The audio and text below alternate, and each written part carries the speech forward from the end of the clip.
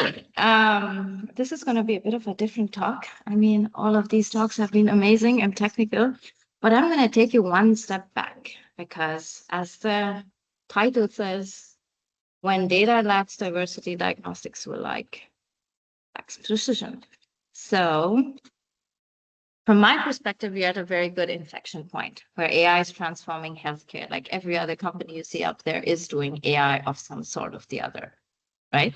And AI is the big boom. Everyone has used ChatGPT, I guess. But what if the data behind it is not really truly reflecting the global world? Because there are data gaps existing long before AI came into place. And the problem didn't just start with AI, AI just made the gap very much visible. And what we are trying to say is it's good, AI is good, and AI should be used for good. But what it needs to really show is what the current medical AI need is right now in the global population and the global world, and what the reality is.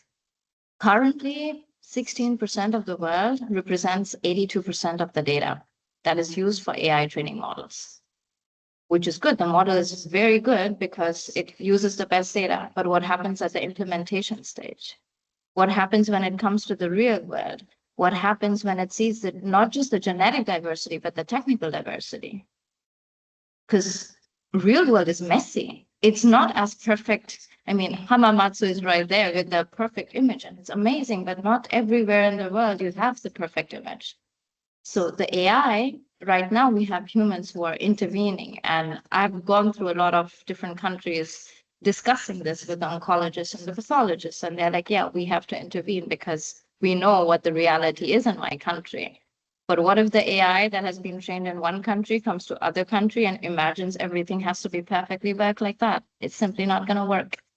And what happens when the data fails? There will be misdiagnosis. There will be delayed diagnostics. There, the AI models will not be able to generalize, and there will be therapy opportunities which are going to be missed by people. So there is this exclusion of precision diagnostics for 84% of the global population. That's why this remaining 84, what he mentioned, thank you for mentioning that. This was the campaign we started this year. The remaining 84% of the global population, which is currently underrepresented. So this is not just a technical problem, right? This is an ethical one. This is a clinical one. And why does this happen? This happens because we are genetically and epigenetically different. I'm assuming everyone in this room knows this, what DNA is and how our DNA shapes where the predisposition of certain mutations everyone here comes from, right? And think about it that way. I'm not just talking about one country or the other. Globalization is happening, and we're sitting in London, one of the most diverse countries, or cities, not countries, in the world. So everyone is moving everywhere. So it should be that when AI comes and sees, they should be able to understand different ethnicities, different genetics, different technical diversities as well on that point. And what I'm saying is not just it's a cool thing, I think it's a good idea. No, this is happening in real world. People right now, if you really dig deep, and this is all public information, more than 500,000 lives are lost around the world because people get misdiagnosed, people do not get the right treatment. And it's not just that, because the patient is promised that, okay, I know this disease, you're going to be fine, you have a 4-year lifespan, and in 1 week the patient dies. And this is known. This is not something that is not known. So exclusion is a human loss, but exclusion is also a financial burden for pharma companies. Again, public information, $5 billion were lost for 15 drugs in just 1 year when pharma companies tried to get these drugs into the key markets where they were not represented, the data didn't represent them. So this is an important issue. It's not just, yes, it's about money, but it's also about human life. So I'm talking a lot about problem. How are we solving it, or how can we solve it, right? So this is where we come in. Our vision is that we want to make sure that the AI works for all, that the AI is trained on all the data coming from all the world where everyone is represented, because that's the only way you can get equitable diagnostics, where there's technical and genetic diverse data is present. So far, we have data from 60 different countries with 3 million images. And I know for some people, 3 million images is not a lot, but we are not looking at the number of images. We are looking at the number of countries we are representing. We are making sure that our diversity is there in terms of global data. So we started with, so our goal is to make like a multimodal data lake with a scalable infrastructure, data pipelines, they're already there. We started with histopathology last year, and with that, you saw that within 1.5 years, we got almost 60 countries covered. Our next focus is also to combine multimodal data, so omics, radiology, lab data. We want to make sure that we have the whole pipeline. We have already started collaborations globally for this. And this is the current strength of our genetic and technical diversity. What do I mean by technical diversity? This is what I mean by technical diversity. This is our data in our S3 buckets, you can call it, or whatever cloud infrastructure, where the data comes from all these different ethnicities or countries or people, whatever you want to call it. But this is the real world. You can't train it on one box and expect it to work on all the rest of the boxes.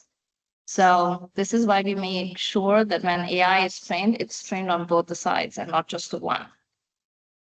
So our data, imagine having data from 60 countries, it's a chaos. You have different languages, you have different PDF formats, and all of this needs to be harmonized because otherwise it's just garbage in, garbage out, the very famous AI saying. So we curated this data, we put it into different classes on how the data is annotated, how it is really used for what type of AI model. So we have classified our data lake, and having that in place, this is the Pikes platform. We have the data lake. We have our own internal AI models as well, because we have access to amazing amount of data right now.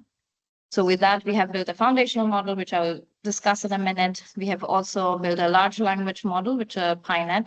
So it's not a regular ChatGPT. It's LLM model trained on real world data with real world insights, with doctors' insights and doctors' second opinion. It is a real second opinion platform that we have built.